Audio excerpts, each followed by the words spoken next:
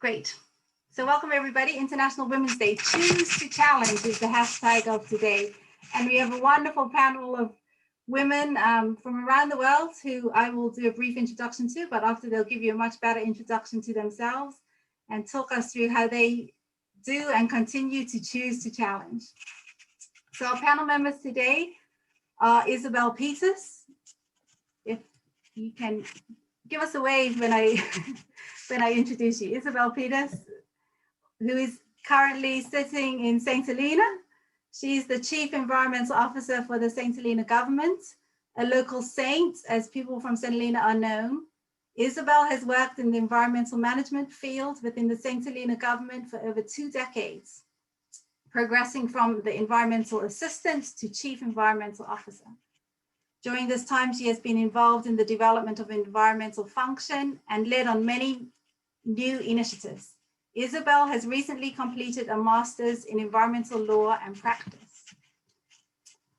Now heading across the ocean to the Turks and Caicos Islands, we have Lormeka Williams. Lormeka is the director of the Department of Environment and Coastal Resources for the Turks and Caicos Islands government. She's an experienced director with a history of working in the nonprofit management industry, customer service, sustainability, first aid, and disaster risk reduction. She's a strong professional with a B.Ed in biology from the College of the Bahamas and a Master of Science in Conservation Biology at the University of Kent. Also in the Caribbean, in Anguilla, we have Melissa Meade. Melissa is a public servant for 20 years in the landscape of aviation and environment. She has served in leadership positions now over a decade and is currently the Chief Natural Resources Officer. She's educated as a senior level technician forecaster in meteorology and certification in air traffic control and aeronautical information services, an MSc in environmental strategy from the University of SAERI, and a BSc in environmental hazards and disaster management from Kingston University. She believes in voluntary service and is the current president of the Anguilla Charter of Lions Club International. Then coming across the ocean again to the UK, we have Dr. Jane Hawkridge. Jane has worked at the Joint Nature Conservation Committee. Jane has worked in science to policy advice in the UK government for the last 16 years, leading teams of marine experts to develop tools and approaches that help policy, regulatory and management authorities to make informed decisions about effective management of the marine environment. Prior to this, she worked in environmental consultancy, academic and nonprofit research for 15 years. She now brings her 30 years experience to jointly lead JNCC's international implementation team. She has a PhD in coral biology from the University of Newcastle upon Tyne and bachelor's in biological sciences from the University of Plymouth. Heading south to the continent of Africa, we have Samantha Majila in Namibia. Samantha studied fisheries and aquatic sciences at the University of Namibia and has completed her master's in animal sciences at Stellenbosch University in 2015. She started working for the NNF in May, Namibia Nature Foundation, which is the organization she works for, in May 2016 as an Albatross Task Force instructor, conducting at-sea activities by monitoring and collecting seabird bycatch data. Samantha then moved into Albatross Task Force Coordinator in 2018 and now has started to take on Marine Coordinator role, as well as a project on securing a management plan for the Namibia Islands Marine Protected Area.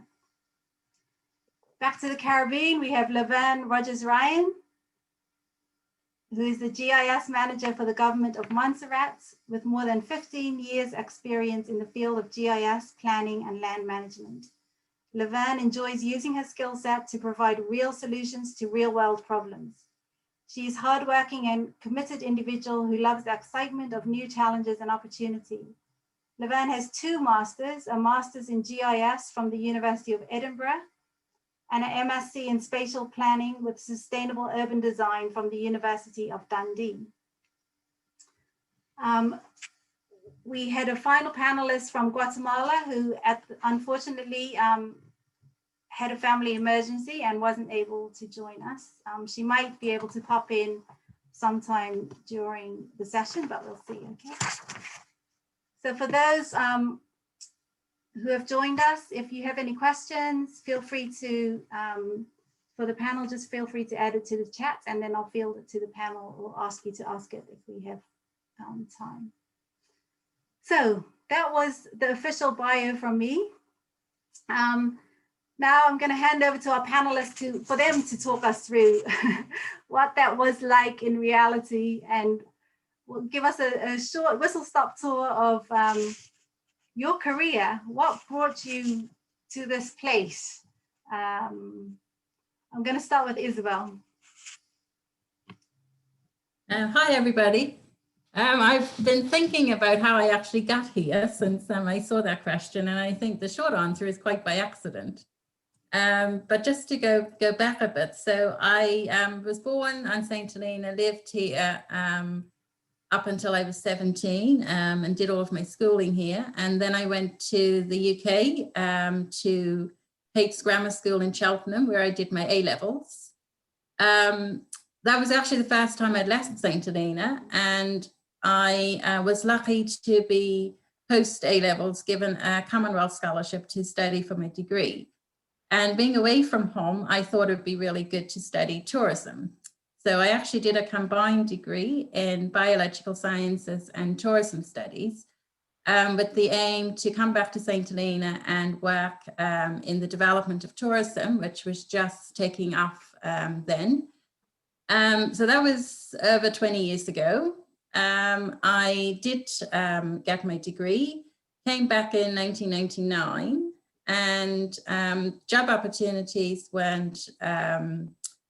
there weren't a lot of opportunities. So I basically took advantage of what was on offer. There was a newly established tourism office and also newly established environmental coordinators office. So I started off and I worked between the two. And then it was felt that there was more needed in the environmental side of things.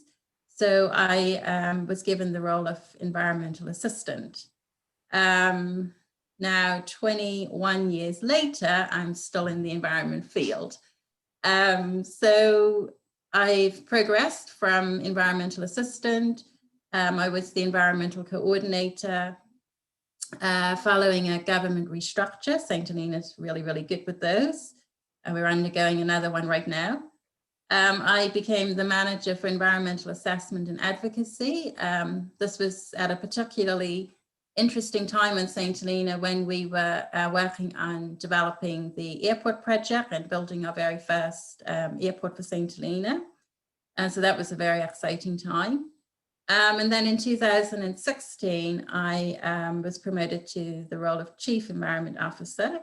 And that was following the new Environmental Protection Ordinance that had been developed. And that's where I've been in this role since then. Brilliant. Thank you so much, Isabel. And congratulations on your recent master's. Thanks. Over next to Lormeka. How did you get to where you are? Me, I started out as, I am an island girl. So I started out as a teacher. So when I started, I wanted to actually be a medical doctor, if anybody believes that. But to get to school, I had to apply for scholarship, and the only scholarships that were on offer right then were for business degrees or for education. So I decided to apply for the education scholarship. I got it. And when I arrived at college, I was like, oh God, what did I get myself into? And because I signed up for primary education of all things. And in my second year, I changed over to science because that's always been my passion. I love sciences. So I changed to secondary education, focusing in biology and the general sciences. From there, I came home and I began teaching, which I enjoyed. But at the same time, I still was stuck in trying to do other things. I felt like there needed to be more thought into our environment and to what we use it for. So I established a environmental club, the first environmental club of its kind in the school that I taught. And this environmental club bridged out into working with the then National Trust, and we developed a local garden, and we started an agricultural portion of it as well. From there, I saw an ad for the Department of Environmental Resources as a curator slash environmental educator, which I applied and I got. And so everyone was kind of strange. Like, why did you move from teaching? You're really good. We enjoy you. Kids love you into environmental work. And I'm like, I really enjoy explaining and showing people what my environment has. And from there, I then worked for 2 years, and I moved to become the director of the National TCI and Red Cross, which I did for 4 years. But the bug of environment came back and bit me, and I wanted to go off because I had no formal training in environmental science of any kind. Everything I did was from me reading, from me enjoying the environment and wanting to pass on that knowledge to others. So I felt like if I really wanted to make this a career or really be someone that people will listen to, I then moved into looking for my master's, and I decided to do a master's in environment. I was a Chevening Scholar for the 2016-2017. That was the scholarship that I was able to receive to attend University of Kent in the UK. And I completed my studies, got a master's in conservation biology. And I chose that because I felt like in our islands, I don't know about anywhere else, but in Turks and Caicos, it's very much a separation between conservation and environmental use. There's very little bridging of meeting of the mind. There's almost a wall in between these two things. And I felt that this degree would help me to sort of bridge that gap and help persons understand. I then became the deputy, on my arrival home, I became the deputy director for the Department of Environment and Coastal Resources, which I was for, I think, 6 months about. And then I became the acting director and moved on to being the now director of the Department of Environment and Coastal Resources. So that's my career in a nutshell. Journey in a nutshell. It's always hard to know what to include or not, huh? But I think the path, it's so amazing how the different paths to come into the environment sector, huh? Okay, our next panelist is Melissa from Anguilla. What's your story, Melissa? How did you get to this place? I've always loved the environment, always loved the weather. And when I left school, the only place where I can work that actually dealt with weather and forecasting was at the airport. And so aviation and meteorology was linked. So I started off in the aviation, did training in meteorology, but then I got I wasn't being challenged.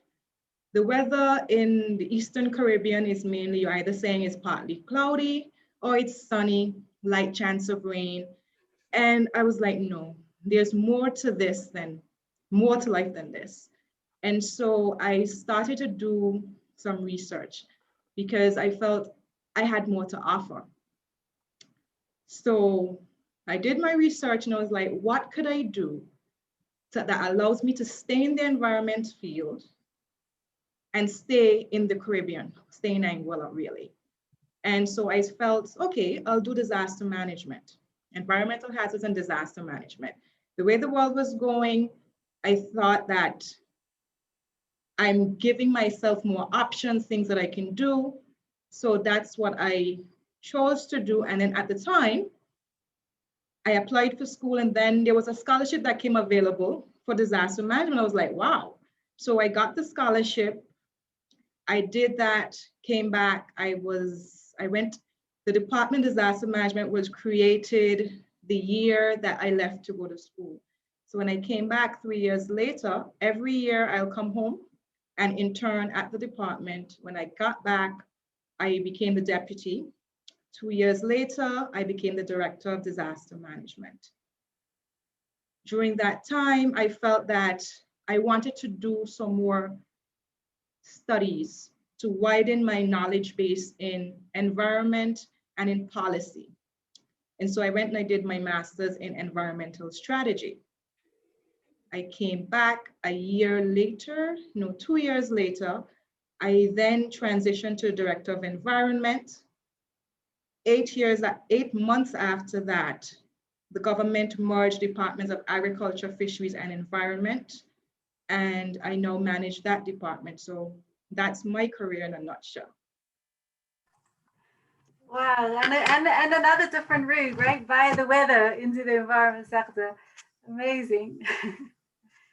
Brilliant. Thank you so much, Melissa. So now I'd like to ask Jane to share kind of her story of what got her to this place.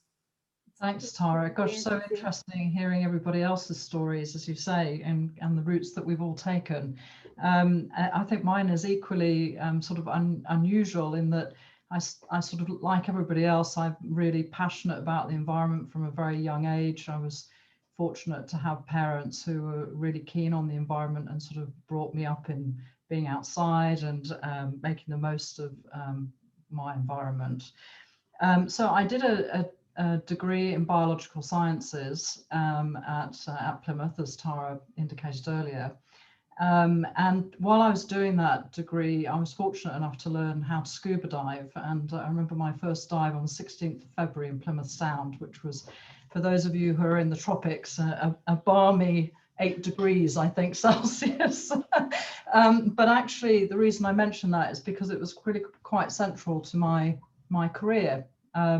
Because I then went on, after leaving Plymouth, and I joined an environmental consultancy company in London, and I was working on environmental impact assessments, particularly on the route for what was then the Channel Tunnel rail link in London and all the different options around this, and that was about 15 years before it even started to be built.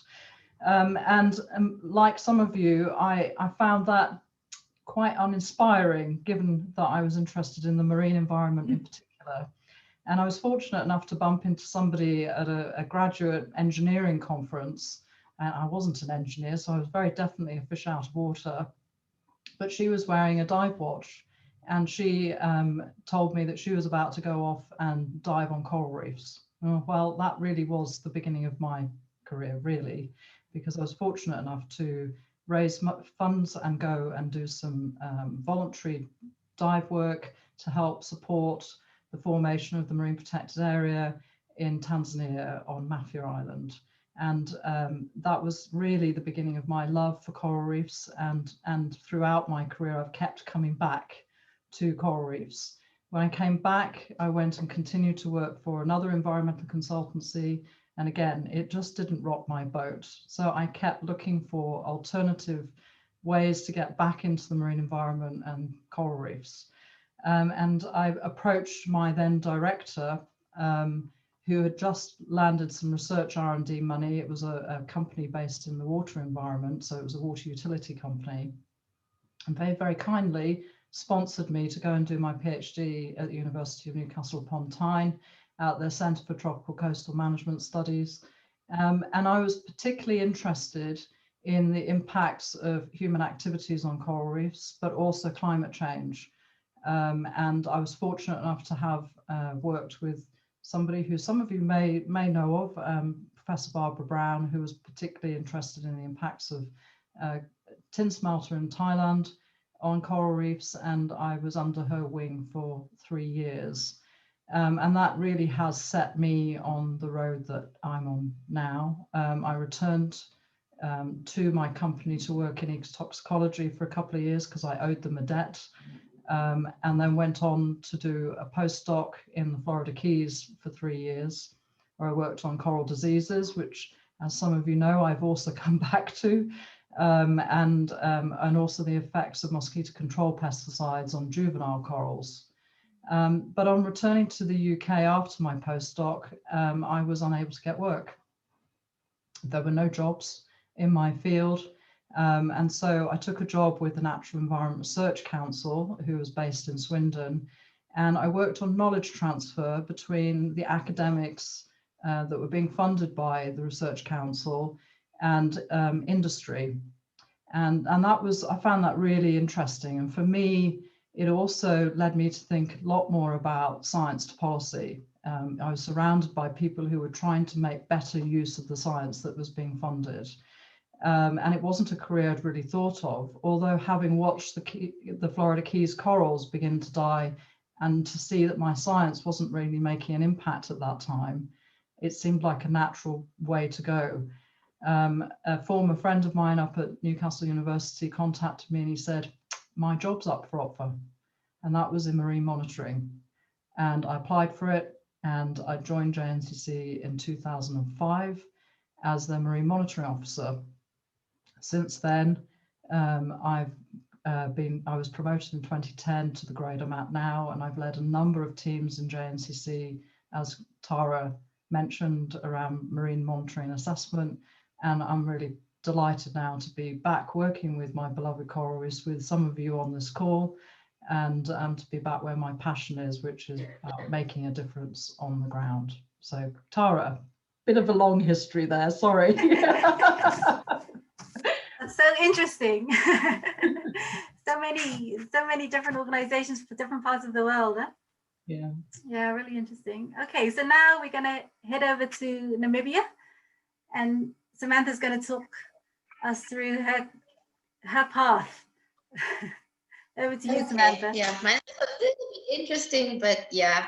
I'll start off with saying that I grew up in a small town, which is known to be a very dry area of Namibia. It's more the eastern side of Namibia.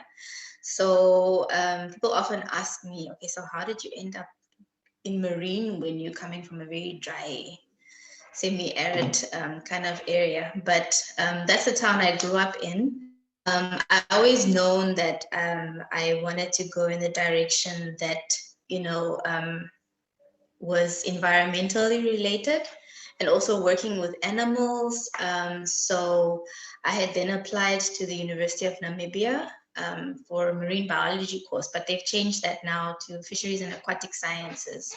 So I did my Bachelor of Science at the University of Namibia that I graduated as an honors bachelor's degree. After that, I had some trouble getting a job as well. So then I landed a job as a company secretary at an investment company where I worked for a year. And then during that time, I was trying to apply to, you know, several universities in the UK, in SA. I think it was mainly SA, and I think Germany perhaps. And I got accepted at the University of Stellenbosch in SA to do my Master of Science. So there we were looking at different topics that I could work on, and I ended up working with small-scale fishermen, which was a lot in the direction of fisheries management, but also looking at the quality of the quality and the handling of fish from the time that they were actually being caught from sea and when they arrive, you know, either alongside the road where some of the small-scale fishermen tend to sell their fish, or when they end up in your retail stores where we pick up the fish from. So I was kind of studying that cold chain and how the different steps affect the quality of the fish, basically at the end of the day. So after my Master of Science, again, another year spent looking for work. There, I ended up working as an internal junior auditor. So I was working on books, which was just not fun for me, but at least it kept me busy while I was still job hunting. And then I came across the vacancy. It was posted through BirdLife South Africa. So they were looking for an albatross task force instructor, and then I applied, had the interview, and then I landed the job as an albatross task force instructor. I continued working with fishermen, but more now so on the commercial fishing industry. So we'd go off on the fishing vessels, engage with the fishermen, monitor seabird bycatch, and then we did some awareness and education about, the mitigation measures that we've been researching on and introducing them on the fishing vessels to help reduce seabird bycatch in the Namibian fishery, because historically Namibia was known to have very high numbers in seabird bycatch, and we've currently been able to reduce that bycatch by 98%, but only in the longline fishery. Still a lot of work to do, but yeah. Then from there, I moved on as Albatross Task Force Coordinator, still based at the coast. For a year, I've been in this area for 4 years now, but I've moved more to a more marine coordinator kind of position, where I now coordinate not only the Albatross Task Force project on seabird bycatch issues, but now we're looking at revising and redrafting a management plan for the marine protected area that was proclaimed in 2009. Okay, brilliant. Excellent. And 98% reduction in bycatch from the longline fishery. Is that in your time? Yes, yeah. No, we're really excited about that, and yeah, the publication is out on the internet, so everyone is welcome to take a read. Okay, brilliant. Thanks so much, Sam. And now we're going to head back to the Caribbean, to Montserrat. And Levan, tell us your story. Okay, hi Tara. Okay, so I grew up here in Montserrat. In 1995, the volcano sprung to life, and life as I knew it at the time was totally disrupted. I was shipped off to Antigua to live with my aunt, and that's where I completed my high school education. And at the time, I couldn't come back home. My mom thought it was unsafe, so she encouraged myself and my brother to go to, well, I went to Trinidad to further my education. My brother went to my dad's place. So we were split up. I was in Trinidad. I completed my computer science degree with an associate in business. So I did 2 degrees within a 4-year period, and I did get honors. And then after I completed that degree, I asked my mom, okay, is it okay to come back home now? And she said, okay, we can try it. So I returned back to Montserrat as opposed to going back to Antigua. I came back home and I found a job as a systems administrator within the Social Security Department. I was working there for just under a year. And one day, the previous director at the physical planning unit came up the steps to Social Security and asked to speak with me. He said, I heard that you did a computer science degree, and I want to know if you're interested in doing GIS. At that time, I had no idea what GIS was. He said, okay, come to my office and speak with this man who was there as a UN volunteer. We spoke for a while and he said, yeah, you can do this. You can have a career in GIS. So I took the opportunity. I was made the designated GIS manager. And then I went off to California, where I did 5 weeks at the Esri Redlands campus, just to get an appreciation of what GIS was, what it all entailed, etc.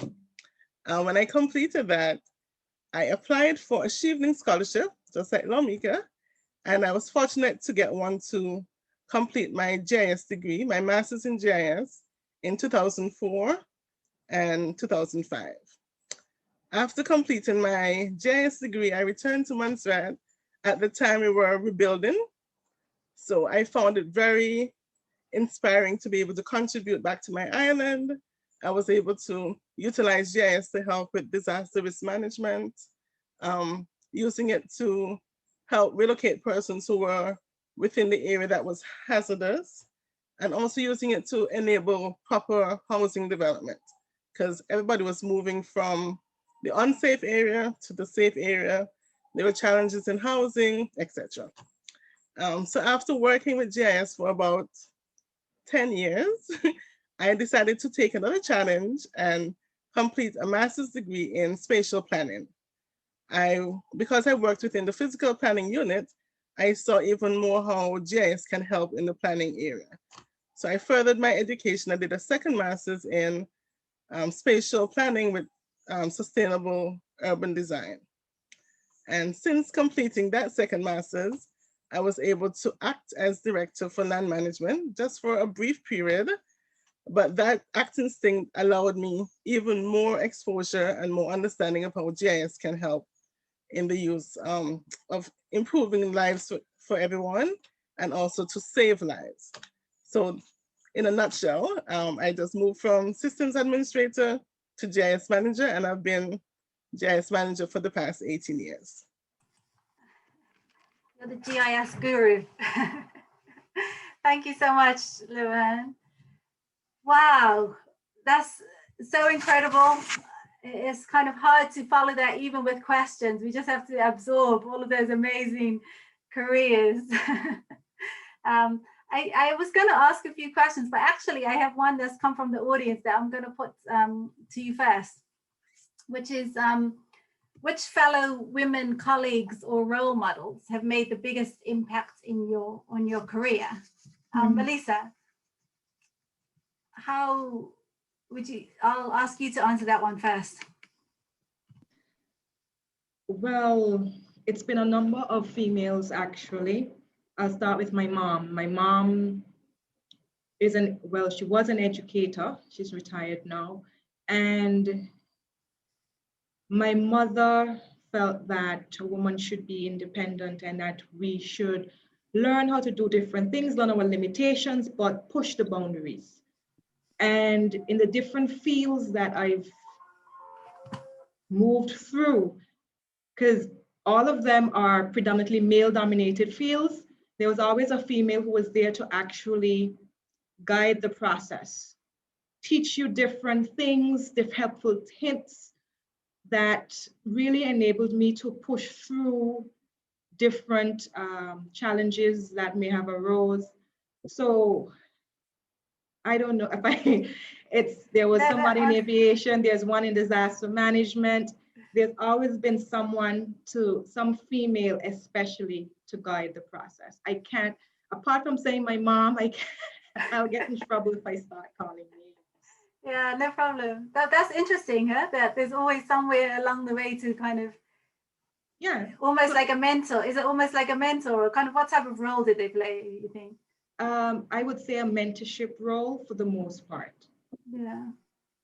The men have been there to give little tips, but I think for more so the females, because they understand what it is to be a female in these specific professional. So they've always been there to guide and say, look, this is a way to do it. You have to understand that as a female, you're going to encounter different challenges that men may not have to encounter.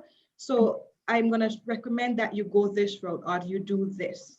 Mm-hmm. And for me, I try to do that as well with other females who I encounter.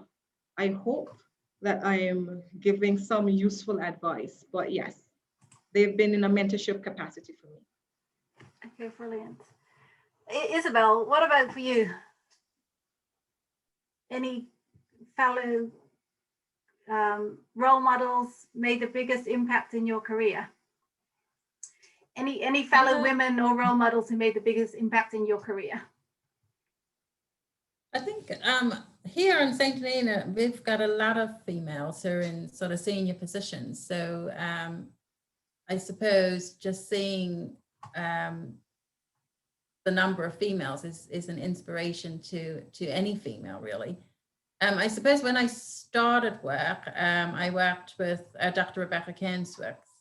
So she was quite supportive of developing me as a very recent graduate when I first came here.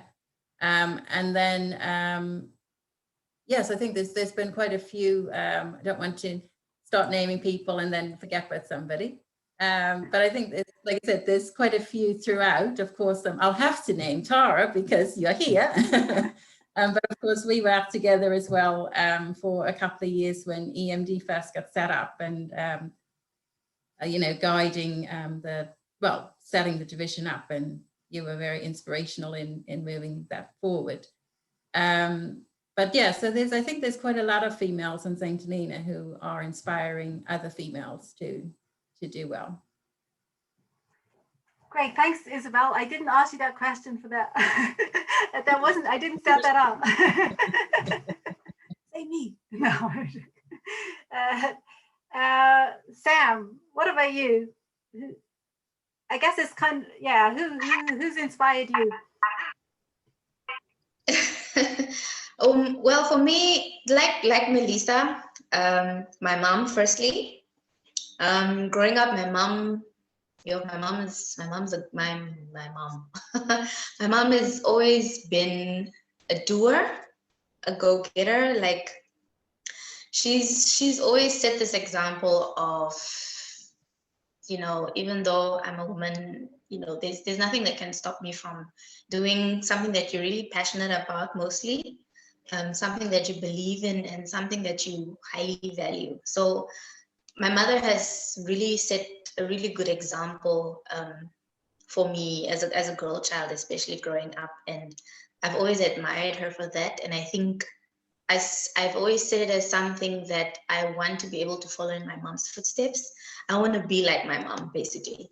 So yeah, she's really basically, you know, formed that foundation for me, and I still carry that a lot with me even up till today. She's the person I confide in, or, you know, seek advice from, and she still has that same, she's very consistent in that manner in which she has led, you know. And then I will bring also another woman.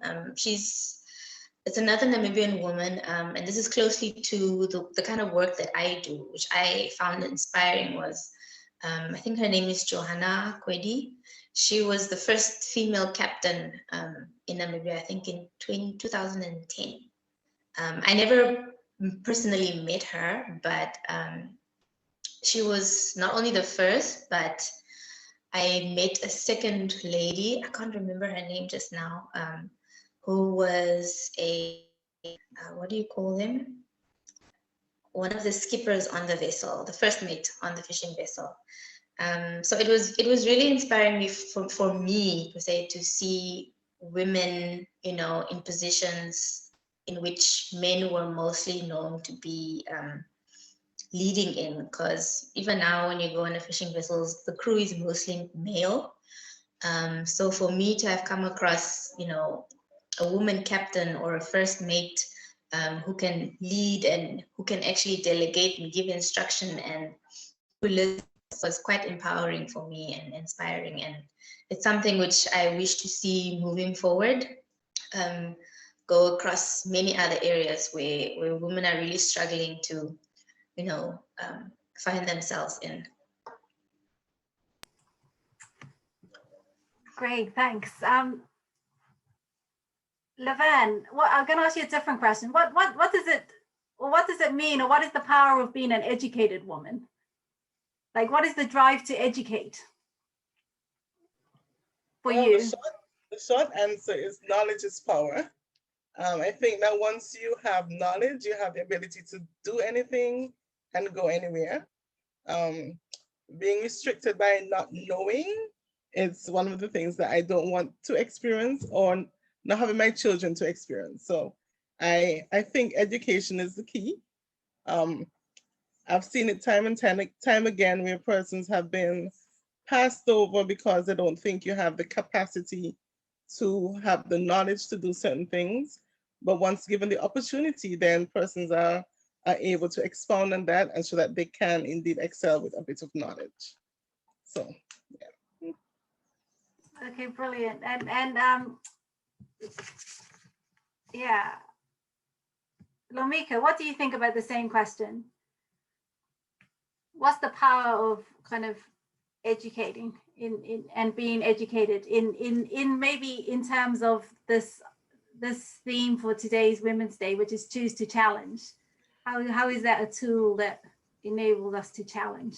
I think for me, I've always been taught from my mother that your education is something that no one can take away from you, and that you must work hard.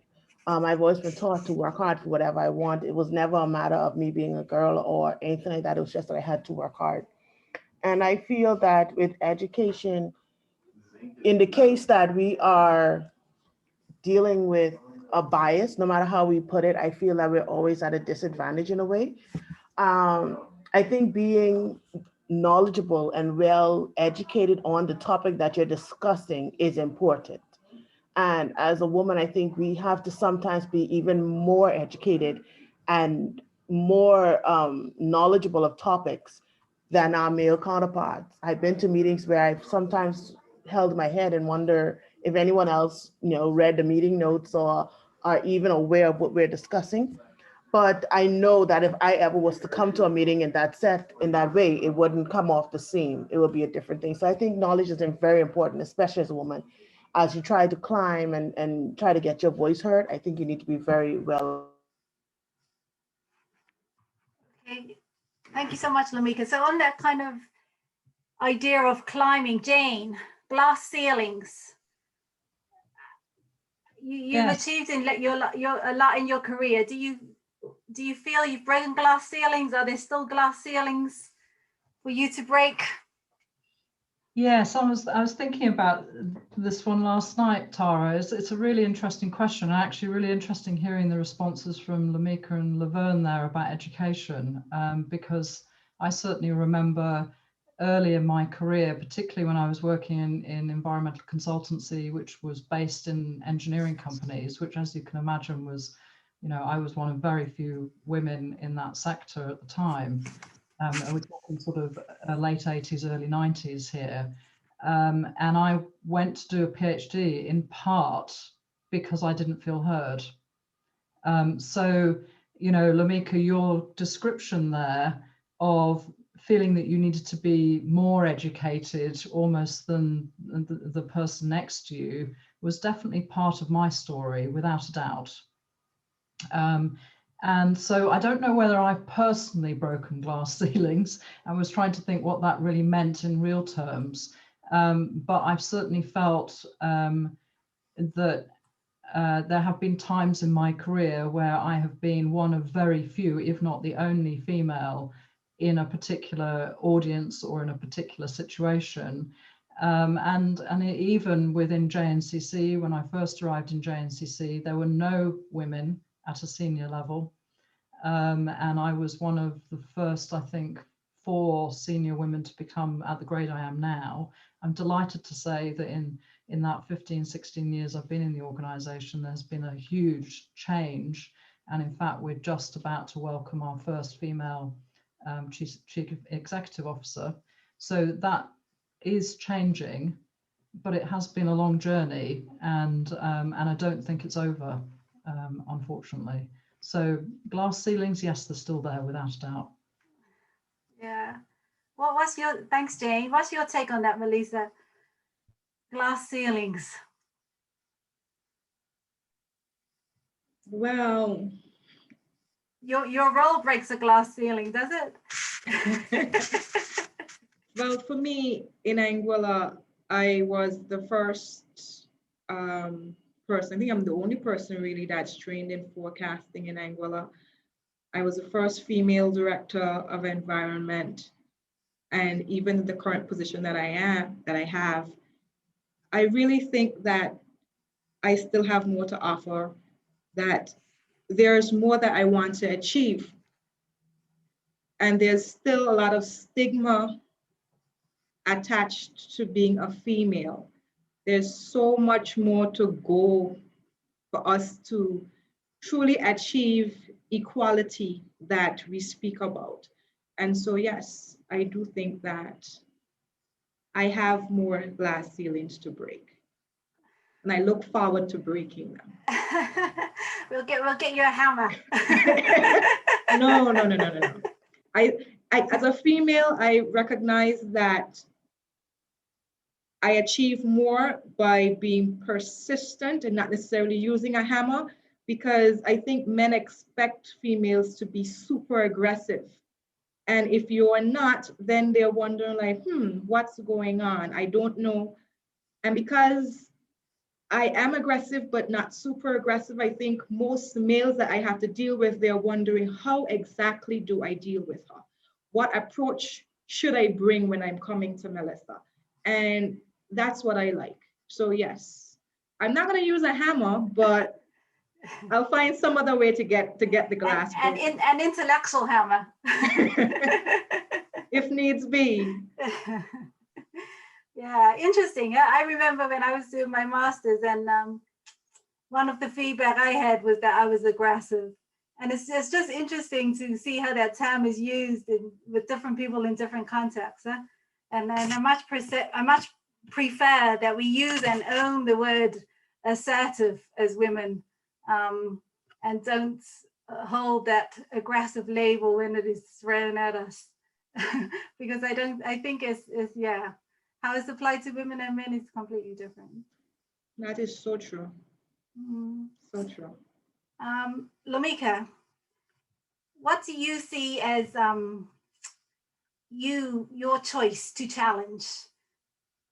If somebody said to you, what are you choosing to challenge? What would you see as your choice to challenge, or your challenge for that matter?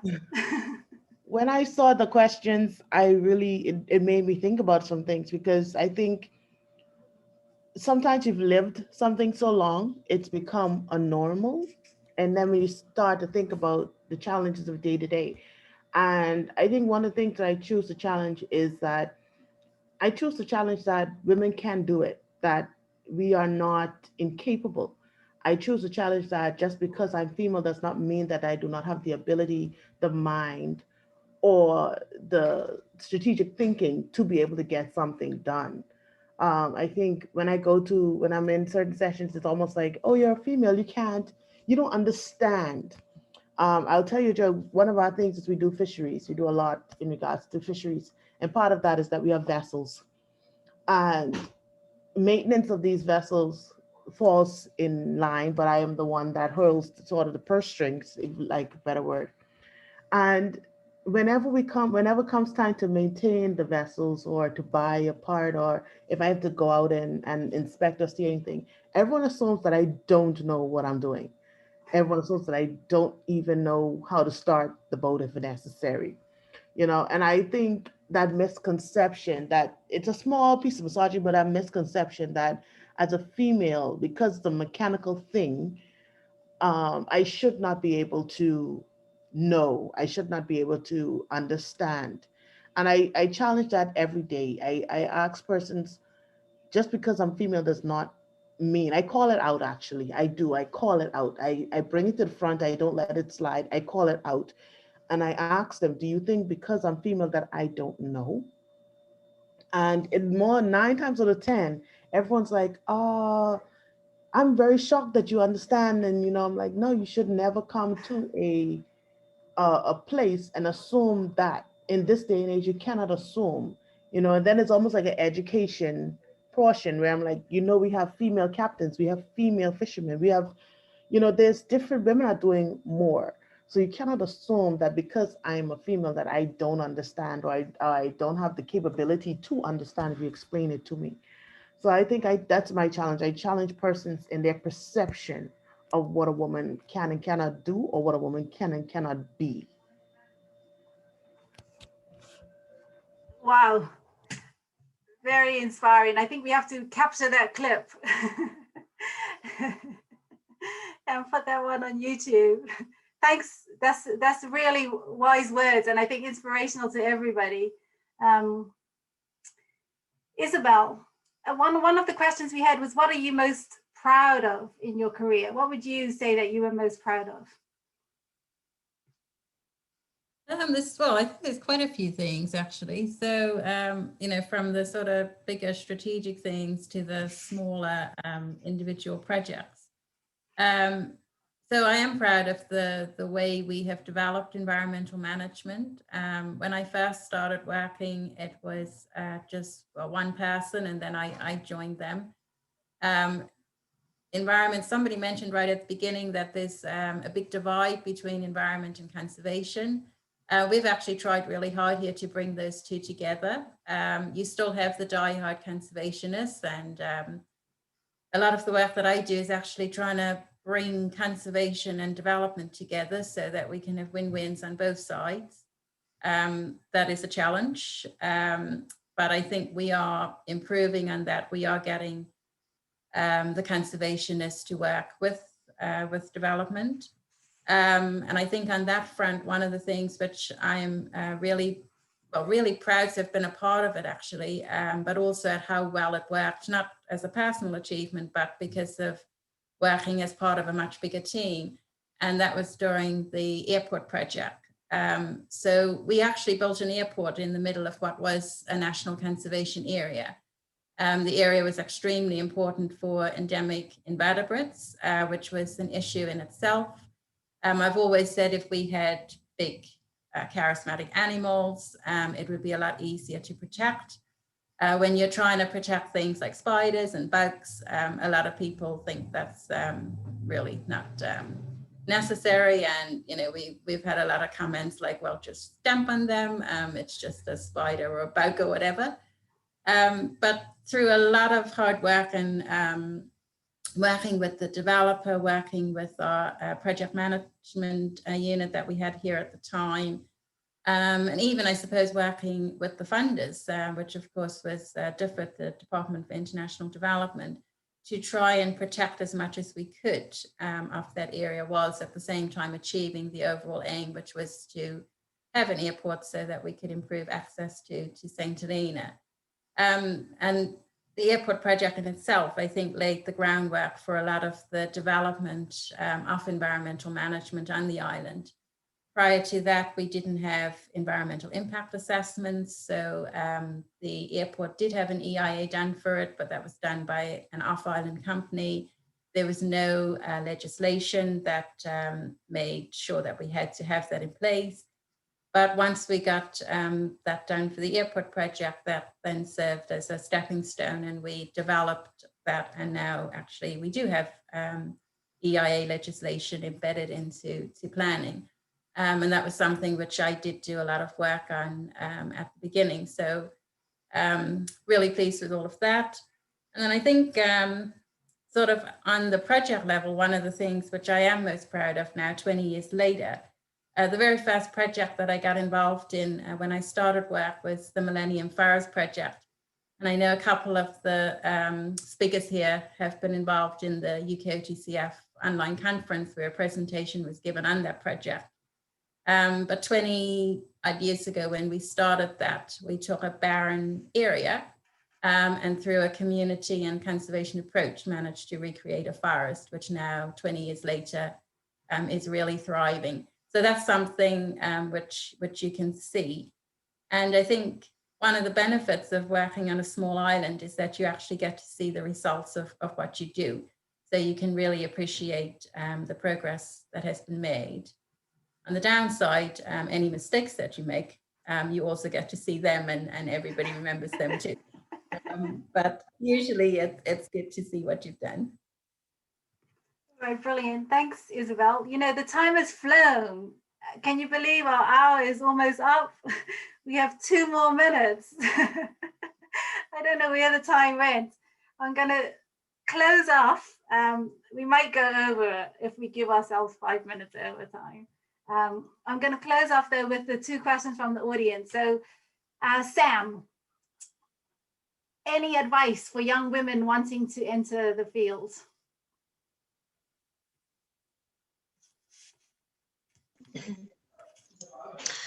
Okay.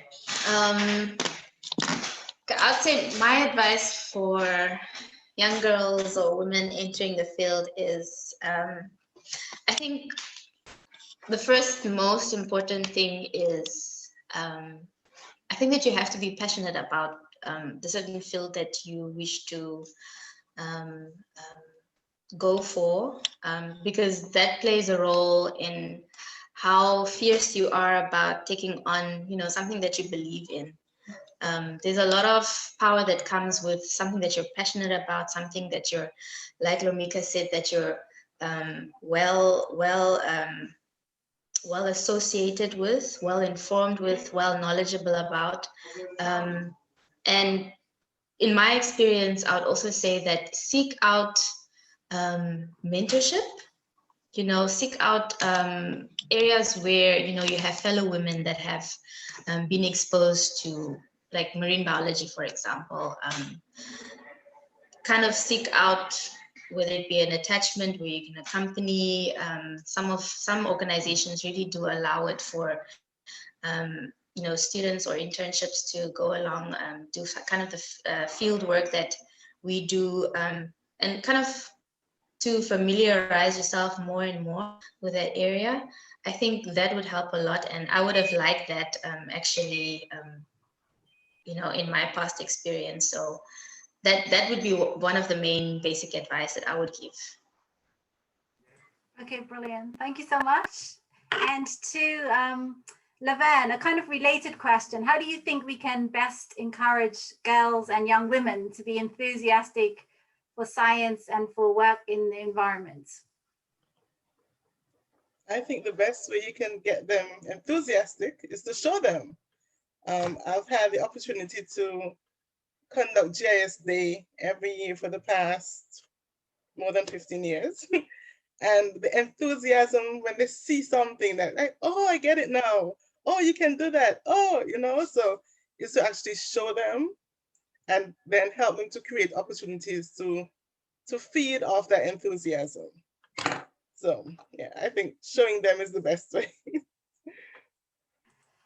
Okay, brilliant. So now, thank you so much. And like I said, there's so much more. There's so many more questions I have to ask, and there's so much more that we can talk about, but our hour is up. So I'm just going to do one round table to give you a last thoughts for the day, for the challenge, for the theme, or from the panel, whatever you want to say as your closing words of wisdom. Just 1 or 2 sentences from each of the panel members. Jane, I will start with you.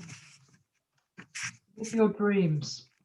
You know, believe that you can actually do what you want to do and just go for it. That would be my one lasting message. You know, we are lucky that we're now in a world where women are becoming more and more relevant. And I feel so privileged to have been on this panel with this amazing group of women. And one of the things that struck me when I started to work with the overseas territories was how many senior women there were. I didn't have those role models and mentors in my early part of my career, and it's just wonderful to be working with all of you. So live your dreams. Thank you so much, Jane. Melissa. I would say to be yourself. Don't change who you are so that others can be comfortable and you lose your identity. Once you know who you are and what you want to achieve, you continue to pursue that in spite of what's going on around you. And that is that's all I have to say on that. Okay, brilliant. Thank you so much. Lormeka. I concur with Jane and Melissa, but for me, I would say be the change that you want to see. I got that from somewhere. It's like, be the change. If we want to see young girls and women in senior positions, we want to see young women in environment. I think we need to be that change. We need to be the ones that are making it normal to be in this position and to be in this field. So I would say be the change. Start with us and let us lead from here. Thank you so much. Isabel. I'd say take advantage of all the opportunities that come your way, and just set your own path. Just go where it takes you. Thanks. Sam. I would say choose to be fearless. I think a lot of times we're scared and also because of the stigma attached to women are incapable. But I think it's gonna take a mind shift. I mean, even for myself, sometimes I feel a little bit scared. I can't do this, maybe I can't do that. But to just steer away from that and know that, you know, we are capable and we're powerful, and being fearless in whatever it is that, you know, may come our way. I mean, we've been doing life-changing things. We see it from our mothers, from our fellow sisters. So why can't we do the same? It's basically following in the footsteps of those that have already made certain changes. So yeah. Okay, brilliant. Thank you so much. And Levan, last Well, thoughts. I would say, don't let your self-worth be determined by someone else's perception of you. Know who you are and know what you want to achieve. So don't depend on what other people think. Just do what you know you can, and the rest will fall in line. Wow, I think those are all amazing words that we can close the panel with. I don't think you can add to anything there. So thank you all so much. If you have a chance to check the chats, there's some really, as well as inspiring everybody you've inspired along the way to your path so far, there's people in the audience already who have been further inspired by everything that they've heard today. So thank you so much to the panel members. Thank you so much to our audience for joining us. We really appreciate our audience also taking their time out. And to our panel members, keep choosing to challenge, keep breaking the glass ceilings, and yeah, stay assertive, wonderful women, women leaders. Thank you so much for the time and for the inspiration. And yeah, enjoy the rest of International Women's Day. It truly was an international panel from all around the world. So thanks. Thanks, Tara, for having us.